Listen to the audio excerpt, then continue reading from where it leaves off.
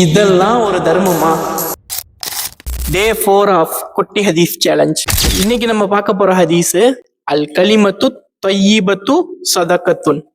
அல் கலிமத்து தையீபத்து நல்ல ஒரு வார்த்தை, சதகத்துன் தர்மமாகும். என்னோட சேர்ந்து சொல்லுங்க, அல் கலிமத்து தையீபத்து சதகத்துன். அல் கலிமத்து தையீபத்து சதகத்துன். அல் கலிமத்து தையீபத்து சதகத்துன். இப்ப இதுக்கான விளக்கத்தை தெரிஞ்சுக்கோமா?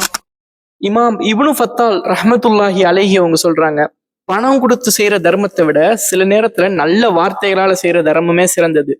ஏன்னா பணம் கொடுத்து தர்மம் செய்யும் போது சில நேரம் வாங்குறவங்களோட சுயமரியாதையை அது வீணாக்கலாம்.